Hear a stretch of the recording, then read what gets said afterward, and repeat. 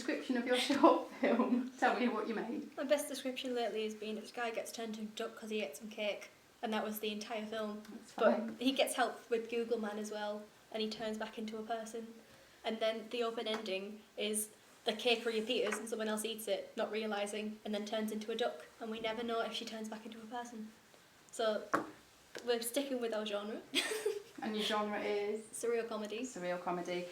Who's your target audience, and tell me why you chose that target audience? Our target audience is the YouTube target audience, basically. It's the young adults, it's the slightly weird people.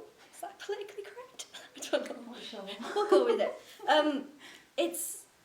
I chose that audience because the YouTube videos I was using for inspiration already had that audience. They already had that audience group of the young adults and the ones who just want to look at something really strange. So that's why I chose that audience, because the thing I was basing off already had that target audience. So I knew people like that would want to watch it. Yeah. Just remind me what you did base your film on. Thomas Ridgewell's Cake on YouTube. Yeah. Which already has a huge following, Yeah. isn't it? Yeah. Just out of interest, are his videos ever promoted through digital posters or anything like that? Some of them are promoted through digital posters. Mainly, there's a series called Ask the Movie, and that was because it got like hundreds of millions of views. That was, and when one is upcoming, obviously he wants to build up tension about it. So that's where them posters come in. But other than that, other work doesn't have much of an advertisement. Right. Okay. We'll probably come back to that when we talk about your posters. You see, so I just wondered if you have seen his work advertised. I think you've already answered the question I'm about to ask you. It's about where you imagine your film being shown. Is it purely a YouTube movie, or do you see it? I think it could possibly go to Virgin Media Shorts, mainly because whilst it doesn't fit into a category, there is a People's Choice category. And with YouTube videos, you tend to have a huge following of surreal comedy, so you probably would be able to get into that category just purely through the audience's reaction rather than the actual work of the film. So that's why I think it would work well there. And also one did, PJ Liguri's PJ Tiny Planet Explorer won the People's Choice Award for Virgin Media Shorts, and it was literally him on an iPhone app creating little planets as he was walking around the planet.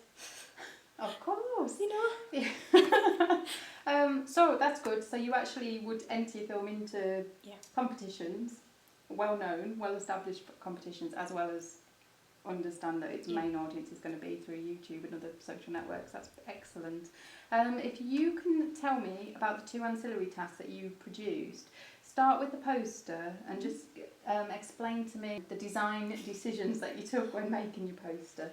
Well, I wanted to keep the idea of smartphone because I called it smartphone because obviously they do use an app in it, but it's not the main aspect of the film, and I wanted to keep that the actual narrative pretty much a secret and make people guess. So when I said smartphone, I created a smartphone and I created all my own apps to go with it, including one containing a duck, because I know people that catches people's eye because there's something they see every day, and then when they notice it's a duck, they just get very, very confused because they're that used to seeing it. As soon as something changes, they can tell instantly that something's changed.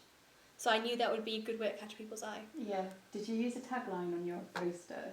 There's an app for that. There's an app for that, so it connects to the visual. Yeah, excellent.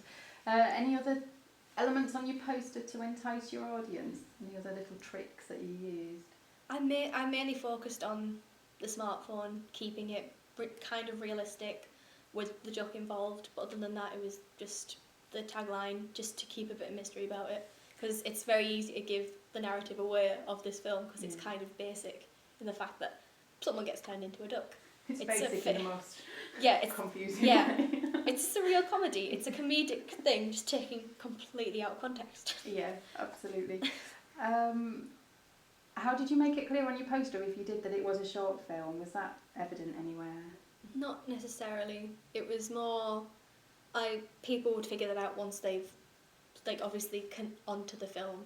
I'd rather capture people's attentions from just seeing exactly what it is than say, okay, yeah, but it's only 3 minutes long. I think that kind of takes it away a bit. Yeah. Did your poster tell us where we can see the film or not? No, but there is a YouTube logo. I'm pretty sure there is anyway. Yeah. So I kind of hope that would pass it on a bit. Yeah, so it's almost, I'm not putting words in your mouth I hope, but it's almost part of a viral marketing campaign where the poster creates a bit of interest and then the audience actively have to try and find it. So it's like a little treasure hunt, isn't it? That's nice. You also did the review, Ancillary Tasks, didn't you? The magazine review. Just explain which magazine you intended it to be published in. Was it an existing one? It was kind of my take on an existing one. I couldn't tell you the exact name of it. I completely forgot the name of it. But I kind of based it on more of an e-magazine, more of a blog type situation, because obviously that's where the majority of my target audience are. They're not in the Shopify magazines, they're online searching for YouTube videos and stuff like that, because that's where they live, basically. But the actual review was written by someone who in my head worked for YouTube themselves and were just finding a trend, like a trend spotter. Because I know that this type of movie is quite popular, so I was like, well, if I just make it seem like they've already saw it, it makes it a lot easier to write about. It is very much aimed at the internet generation. They talk about the internet quite a lot, about the internet liking cats. So that's the only way it could be made better, if there was a cat in it, which I wish we could have got a cat. That would have been quite fun. But other than that, it's pretty basic and you just see the duck. There is just a very close-up shot of the duck, which I hope captures people's attention enough. I'm sure it will. And you. I was going to ask you about your mode of address then. You have sort of mentioned it in how you described what your article's about, but what sort of tone do you take in your article? It's quite relaxed. There's a bit of like the formality of who plays who at the beginning, what the main story arc is, but then as it goes on it starts explaining it in what an internet user who spends like a YouTuber's mindset would go to, more towards the okay, yes, we have all the technical stuff, but have you seen the duck? That is what I was trying to go for, because that is the main thing. There's just a picture of a duck. So if we just reference that all the way through, people are going to start realising, okay, it makes sense now. I don't want people to just see the duck and then hear nothing about the duck in the actual thing. So I thought referencing the duck would make more sense. Yeah. Again, you're sort of dipping into my next question, because the key thing, your ancillary tasks are there to promote this film that you've made.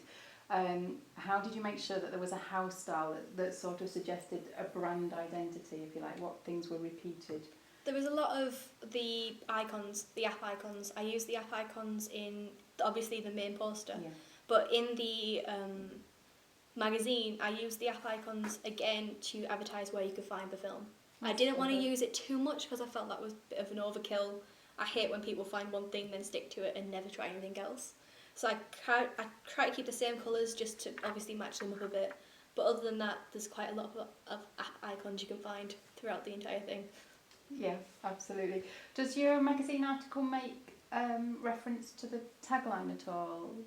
The tagline is on the duck in the magazine. It's just floating above the duck slightly. That's good. Just obviously to make it connect a bit. Yeah, excellent. That's good. I asked you before about whether the films that you've been inspired by advertise their work, and you did mention this digital poster. My question to you is, where would you imagine your posters to be exhibited for this film? How would you target your audience? Possibly use YouTube's advertisement feature, because you get an option to promote something on YouTube. If you are getting enough views from it, you get an email and saying, okay, here, promote this. And what it is, you then get a little advertising space next to popular videos. So it'll be on display there, and then if you click that, obviously it will take them to a different website or your channel. But you can also do that on, you can get a promoted tweet on Twitter, where you can, a promoted trend. You can get, on Facebook, there's obviously a little sidebar where you can buy advertisement space. And also, I think now you can promote stuff that stays at the top of people's timeline. And on Tumblr, you can do the same thing. You can buy a pin. It literally just pins it at the top of every user's dashboard, which it's the internet generation. They have to see it. Absolutely. I think more traditional methods are not going to work with your film, and you recognise that, and you understand that these posters, a format of that poster is going to work digitally. Yeah. Through your social networking. Although, when I was doing audience research, I asked people where they think it would be advertised, and they said it would best be shown before a movie, which confused me a bit. Oh, right. I didn't think of it that way. But then again, that was also, when I looked at the data, it was also an older person, not my actual target audience. So I was like, okay, so if I wanted to get that target audience, I'd have to show it in the cinema. Yeah. Fine. That's no bad thing. I know, I just didn't expect it. No. I was really confused. Yeah, that's really interesting. Is there anything in the pieces of work that you would develop further if you had more time? In the ancillary tasks? Or? Ancillary tasks. Okay. I definitely pay more attention to making the smartphone more realistic. Right. I think the more realistic it is, the more people are going to pay attention to it. Because they may, this is just me, they may just mistake it for a phone advert. Right. And I think that's what I was trying to get across. If people think there's a new mobile phone coming out, they're definitely going to pay attention to it. They don't realise there's a duck on it. They just kind of go with it, and then when they look closer at it, they go, okay, fine. But obviously making that hyper-realistic is a bit difficult. Yeah. That's a nice concept though, that if you had a bit more money, or some money to put into it, that would be a really interesting one time. Absolutely, of promoting it. Were you going to tell me something about your film? Is there something with your finished film? It was mainly, I was going to have more restricted framing. I think there's too much space around the actors, so you don't connect to the actors straight away, you have to wait for them to speak, whereas for other films I've seen, if you have quite tight framing, you know that they're the person who's about to speak. But that was just me framing it slightly wrong and not taking into account if I have a duck on a table and wanting to see the head of a duck with tall people doesn't really work, and I wasn't that much into it to ask my actors to kneel down. That would have been a bit harsh. Yeah. Just do the entire film on your knees, it's fine. Well, that's good, because again, with hindsight, you realise that there are things that you would have done just to make it even tighter. I think you have done a really good job. I think with the concept being what it was, you've succeeded in making that work as a film with a narrative that the audience somewhat can follow. understand. Yeah, absolutely.